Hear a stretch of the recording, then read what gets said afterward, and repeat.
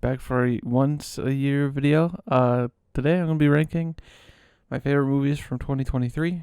I'm gonna be doing a top 30 because I couldn't narrow it down. I tried.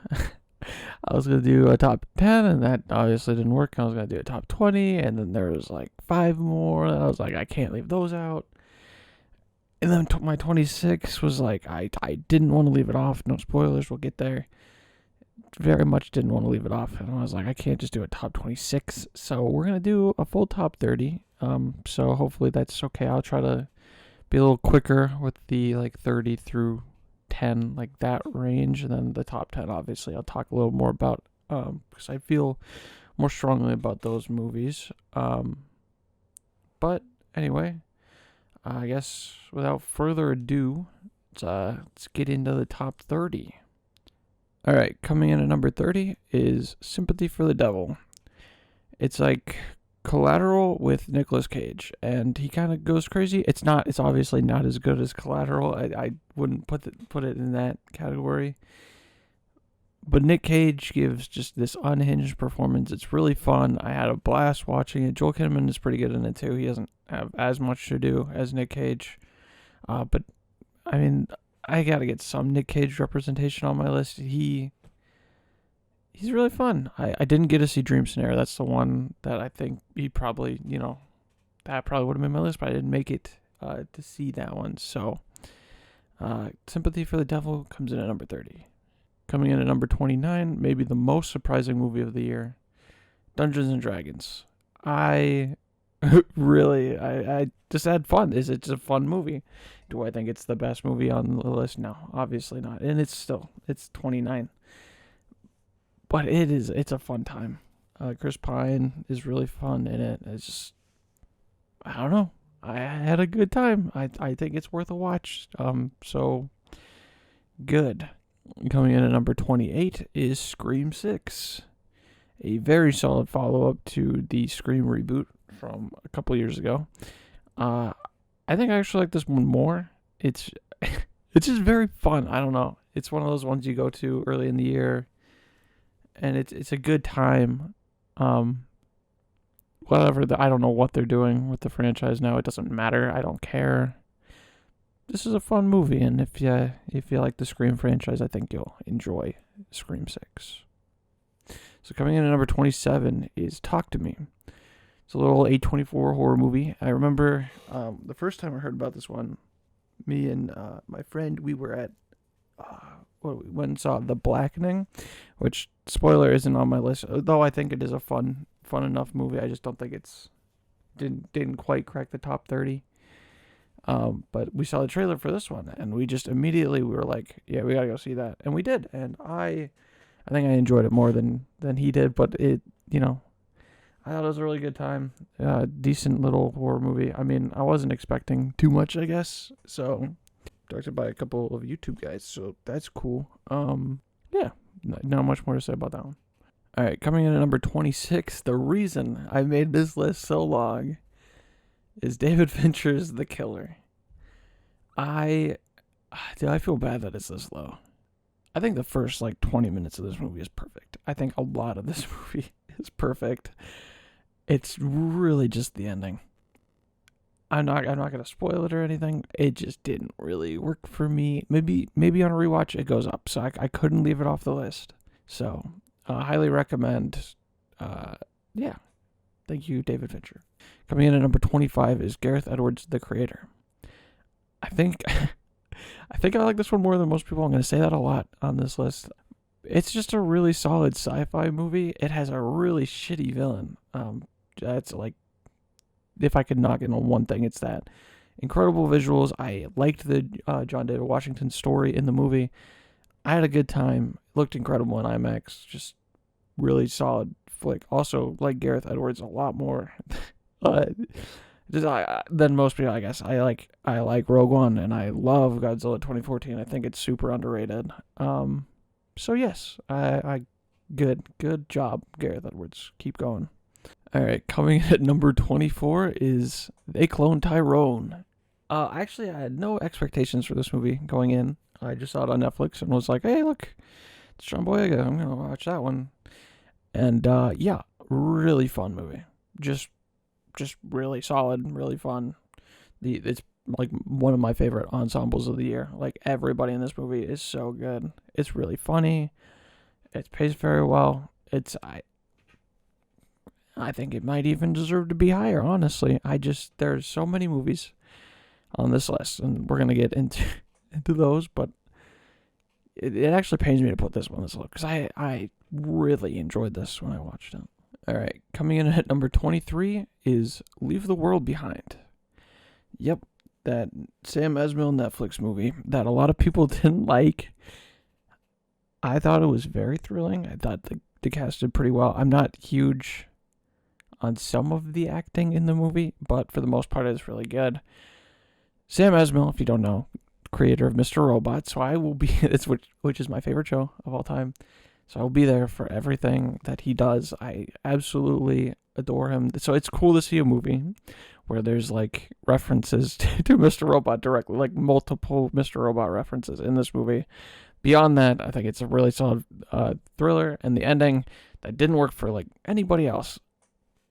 I loved it actually. I think the ending is great. So cool. Physical media forever. So it's just weird that this is a Netflix movie. All right, coming in at number 22 is Society of the Snow. What more can I say? I don't know if I've seen a more depressing movie this year. It makes you think because it puts your brain kind of in that situation. Like it asks the questions like, is this okay? And it's really engaging and interesting. Yeah.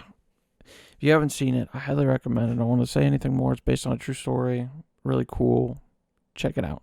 All right, coming in at number 21 is Best Picture nominee Maestro, directed and starring Bradley Cooper.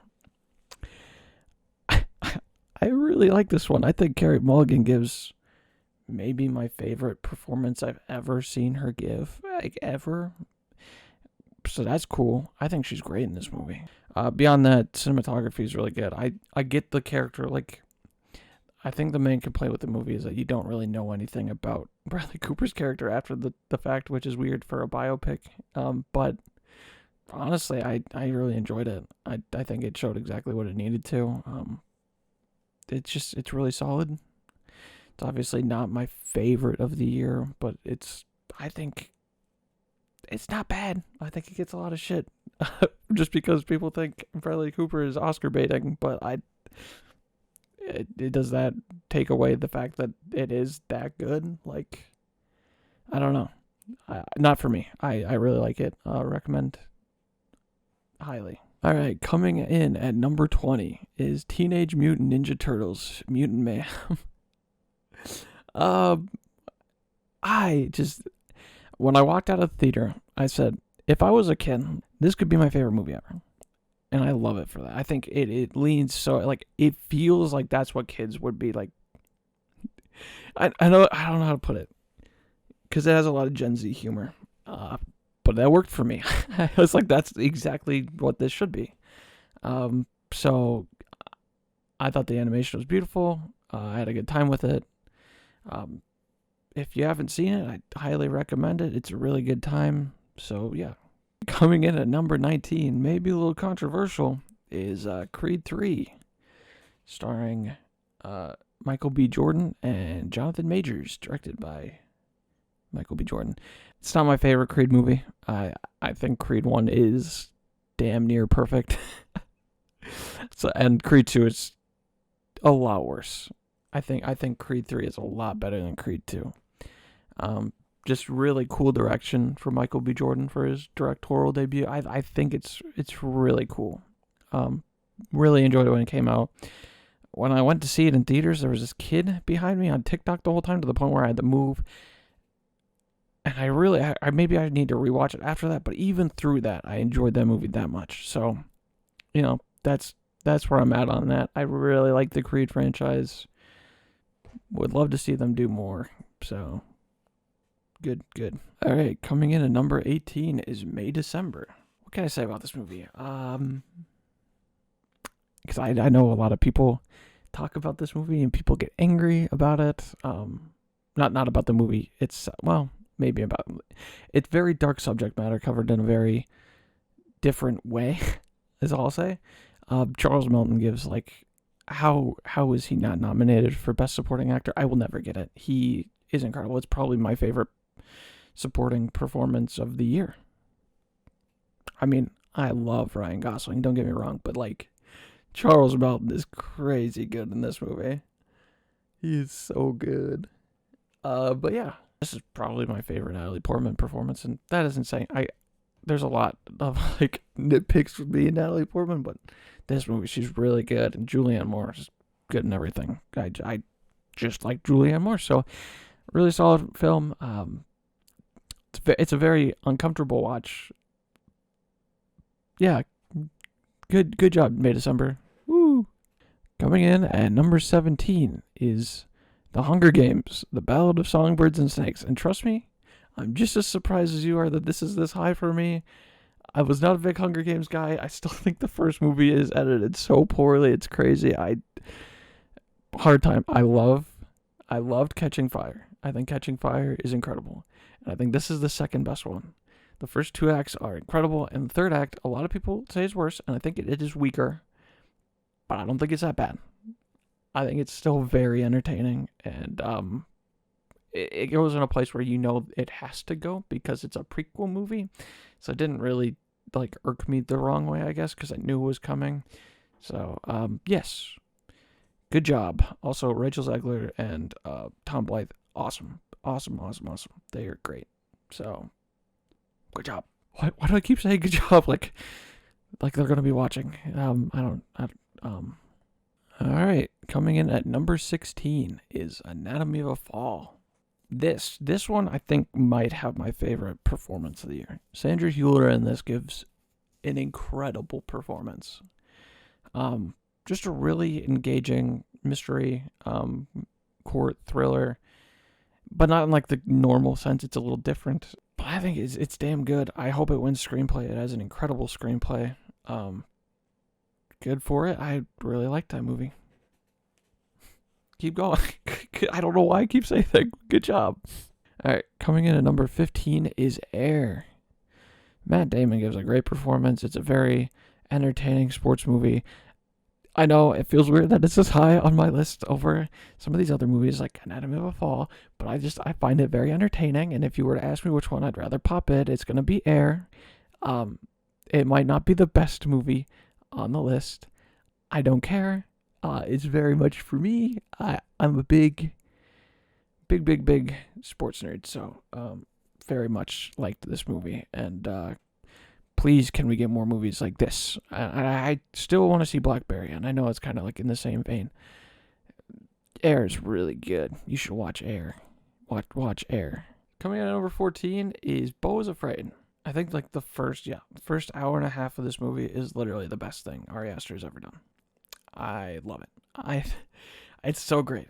It hits this lull for me, and I just kind of lost interest. Mostly the forest stuff. If you've seen it, you know it slows down quite a bit, and then I don't know if the finale worked as great, but as like a whole, I think it is a very solid movie. It's one of my favorite Joaquin Phoenix performances ever, which is crazy because he gives so many good performances, but he just killed it in this role. What more can I say? If you haven't seen it, you should watch it. Actually, I take that back. There's a good chance that if you watch this movie, you will hate it. Like, you will legitimately give it like half a star. You will think this is like the worst movie ever. But if you're crazy like me, there's a chance you think it's a great movie and should be definitely rewarded more than it has been. I'm in that crazy vein, but if you don't like this movie, I completely understand. I know exactly why that would be the case. So it's hard for me to recommend. You know what? Fuck it. Watch Beau is Afraid. Just do it. Just watch it. Form your own opinion. Whatever. Coming in at number 13 is Emma Seligman's Bottoms. I'm a sucker for these like stupid teenage comedies if they're done well. And this one's done very well. It's very entertaining. Io Debris and Rachel Sennett give amazing performances. Probably my favorite that they have. It's just like the most fun movie I watched all year. Just a great time. Marshawn Lynch is so funny. Not again. This is going to be another one that's not for everyone. But like I said about Beau is Afraid, give it a shot. Just watch it. It's really fun. Like really, really fun. All right, coming in at number 12 is Barbie. We finally got to Barbie. Who'd have thought? This was one of my most anticipated movies from last year. And while I don't think it's as good as something else that came out around the same time that we'll get to, it's damn good. Margot Robbie's performance is super underrated. She should have an Oscar nomination. She's incredible. And Greta Gerwig also should have an Oscar nomination. She is incredible. Not my favorite Greta Gerwig movie, admittedly. But Ryan Gosling steals every scene. Margot Robbie, she's so good. And it's a good screenplay. It's not a great screenplay, elevated by just incredible directing. And I think it deserves all the hype it had. It's such a fun movie. Good. We like that one. Good. Let's go Barbie. All right, coming in at number 11. This one might be like the most painful one for me because it can't be in my top 10. And I wish I could put it in there. And I'm gonna apologize to Richard right now. It's Past Lives. Maybe on a rewatch, this slides into my top 10. Maybe my top 10 is crazy. I don't I don't know. This movie it broke me, and it's very relatable in a very sad way for me, and it's just so good. Greta Lee's really good in this. I don't have much to add to the Past Lives discourse, but honestly, this is one of my highest recommends for literally anybody out there. Like, I think anybody mainly could like this. You kind of have to connect to it, but it's so damn good. I think any other year that makes my top 10. This year's top 10 is just crazy. So, actually not going to hop into the top 10 right now. We are going to do a little speed round. This is a little bonus round. We're going to do some we're going to talk about we'll do a top 3. No, we'll do a top 5. Top 5 games that came out in 2023 that I played. And keep in mind, I didn't play a lot, and I'm not going to include Baldur's Gate because I only got to play like 10 minutes of it. My fault. I should probably play it more. It's just not my, cup of tea 100%. But top 5 games. Maybe next year I'll make a separate video, but I just thought I'd throw in a little bonus category into my already super bloated top 30 list video. Good job, Kenny. Let's go. Let me get this out of the way. These aren't in any particular order. I don't really know how to rank these. Like I do movies. It doesn't feel the same. Mario, like everything in the top 5, except for my number 1. My number 1 is definitely my number 1 of the year. But everything in my top 5 could be anywhere. So these 4, just kind of do as you will with it. But Mario Wonder, very solid 2D Mario game. Shout out Caleb. This one, yeah, good Mario game. We love it. All right, coming in at number 4, Hogwarts Legacy. Super. I'm not gonna say underrated because it's like the top selling game of the year. I just think it's fun. I had a good time with it. Obviously, I'm a movie guy and I like Harry Potter, so I had a blast exploring Hogwarts, and I still need to get the platinum. I gotta just do a couple more playthroughs. But again, I think Hogwarts Legacy is a really solid game. Coming in at number 3, Spider-Man 2. I don't get the discourse around this. This game is great. Really fun. I don't think the story is quite as good as the first one, but the gameplay definitely is much better. Like you go back. I played the first one, Spider-Man PS4 or PS5 remaster, after playing this one, and it's night and day. Like, it doesn't feel like it's crazy better, but it is. It is a lot better. And wish it was a little longer, obviously, but just as a game, very so. I literally like there were moments where I was coming out of my chair. I was so happy. So good job, Spider-Man people. All right, coming in at number 2. I don't know if this one really counts. It's Resident Evil 4 remake. Okay, hear me out. I hadn't played Resident Evil 4 before this, and I kind of got into all the Resident Evil games this year. But this game is maybe the most well-paced game I've ever played. It is incredible. It is just fun all the way through. Just a really great game. I just don't know if I can count it as like my favorite because it, the game itself came out in 2005, so I'm a little iffy on that one. But goddamn, this is a fun game. I'd recommend everybody play it. Actually, I don't know if anybody wouldn't enjoy it. Well, there are some people that wouldn't enjoy the game, but for the most part, I think it's a game that everybody would like. And coming in at number 1, definitely like, I'm not gonna say it's like a personal thing because I think this game is literally just that good. It's Alan Wake 2. And I hadn't played Alan Wake before this year, so I didn't wait 13 years or whatever for the sequel, and I wasn't super excited. But it, like, in the first game didn't blow me away, but the second game, it is so creative, it is so fun. I love everything about Alan Wake 2. I think it's incredible. I can't wait to replay it, to be honest with you. Definitely my number 1. I think, yeah, just Alan Wake 2 is so cool. Herald the Darkness is awesome. Going to be my number 1 song on Spotify when Wrapped comes around this year, for sure.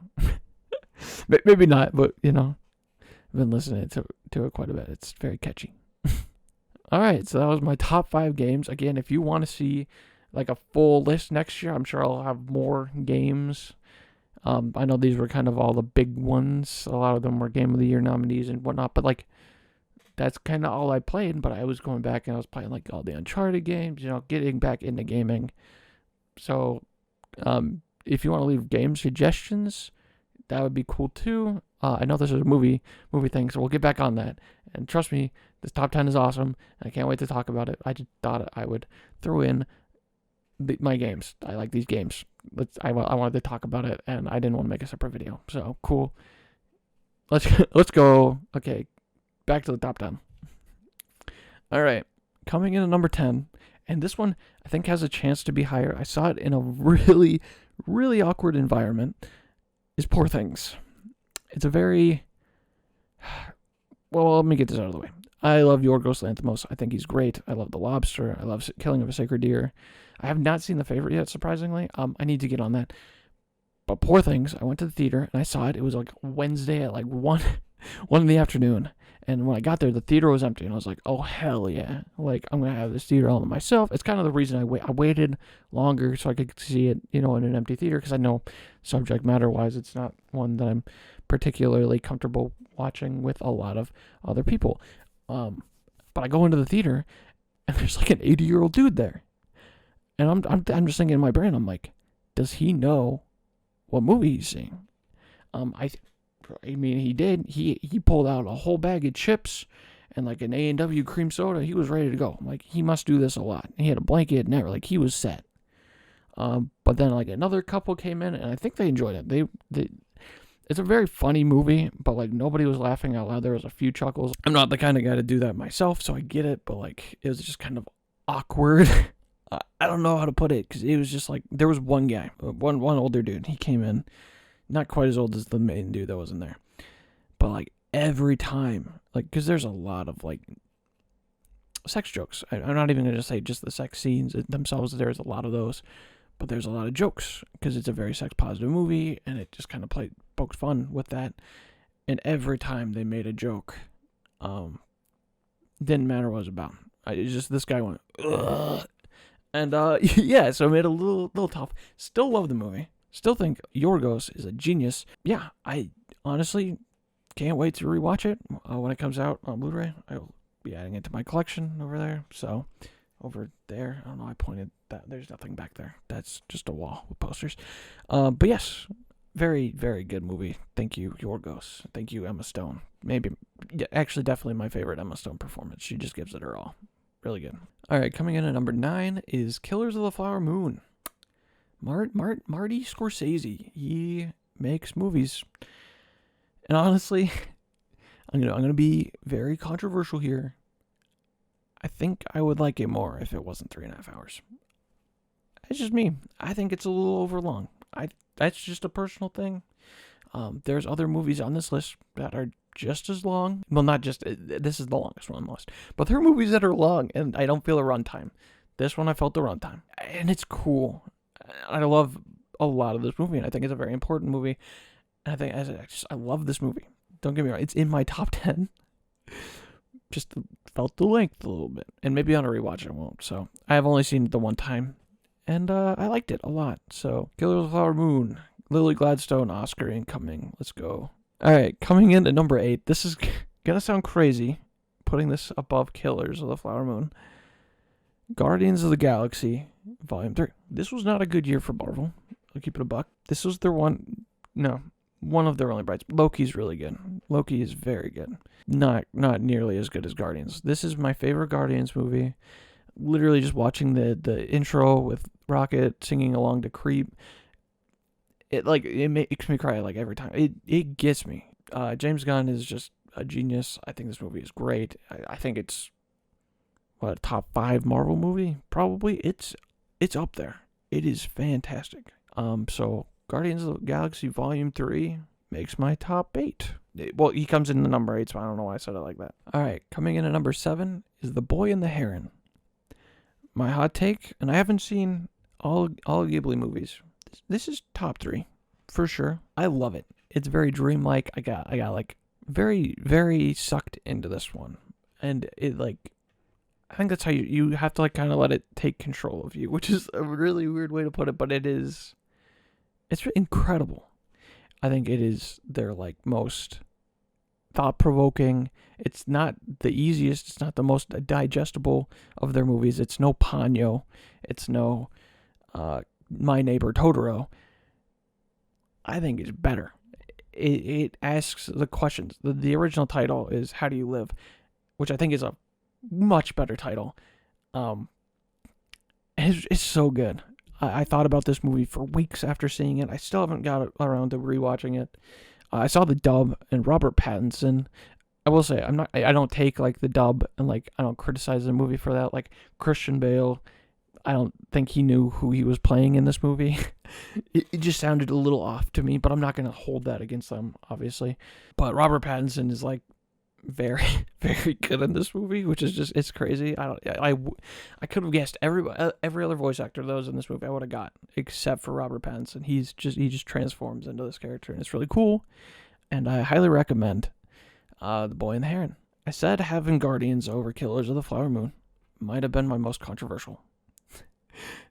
That's not true. We have a lot of controversial stuff in the top 6.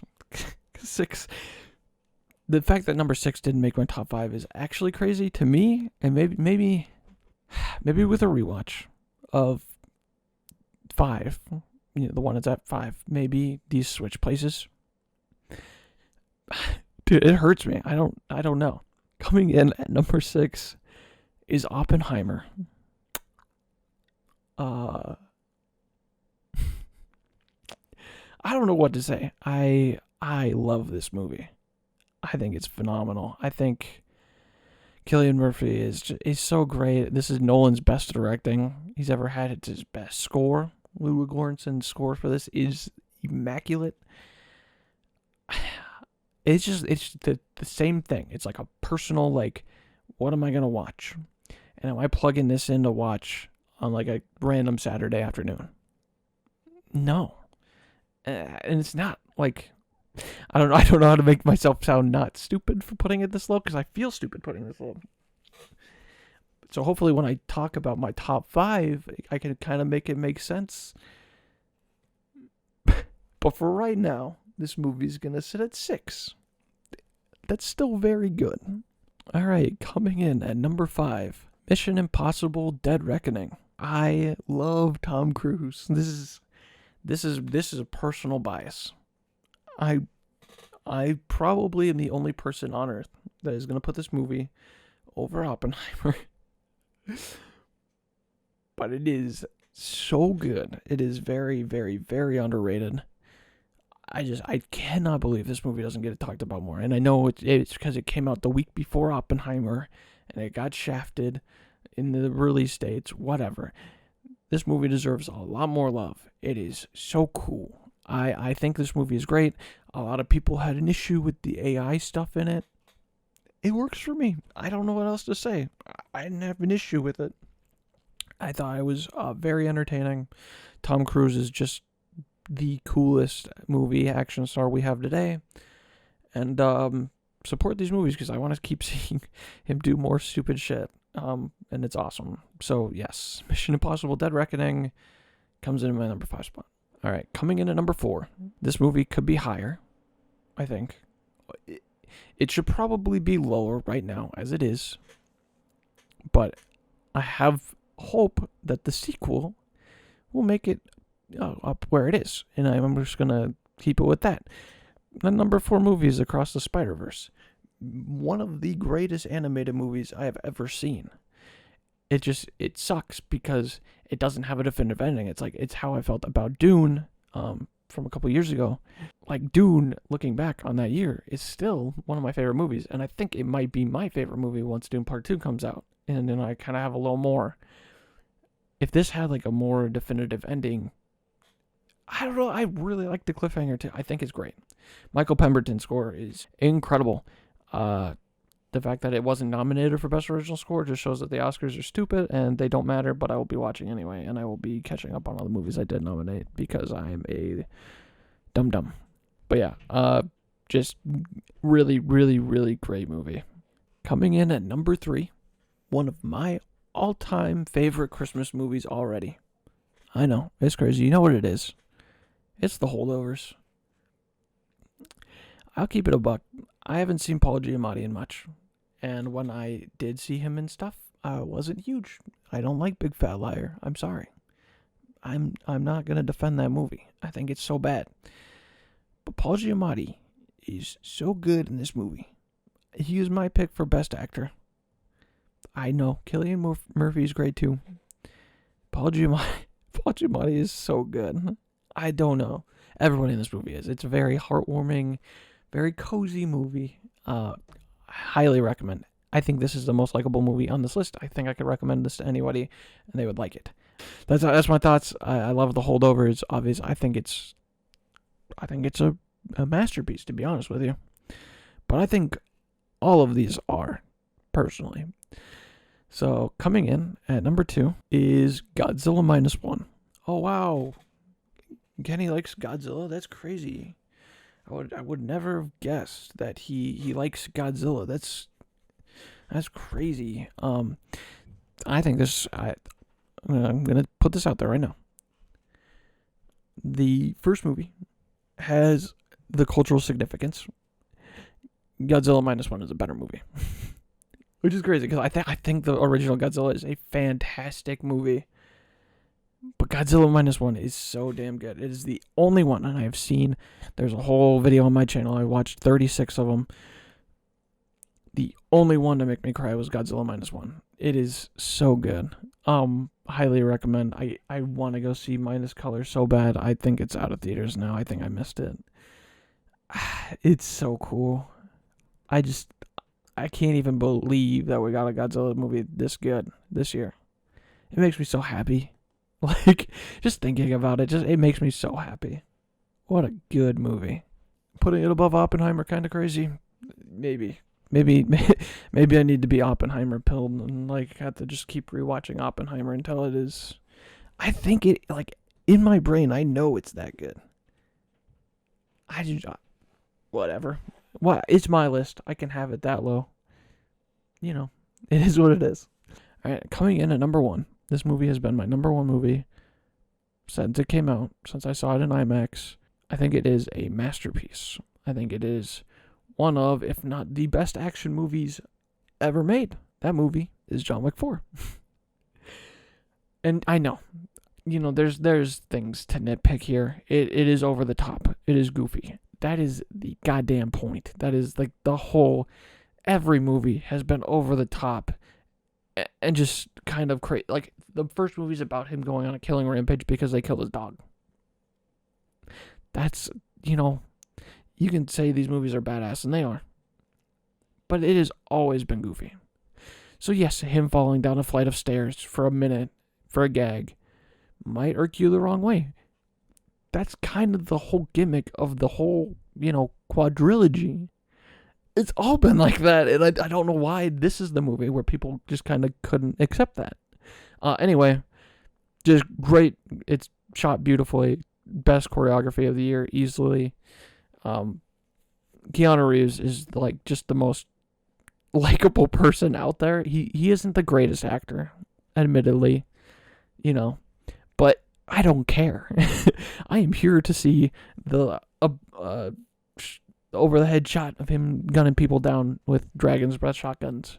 That's what I'm here for, and it delivers everything I could ever want in a John Wick movie. I'm not gonna say I'd hate if they did 5, especially if Chad Stahelski's back. Also, he's working on a Ghost of Tsushima project, so probably just stick with that and do that instead, please.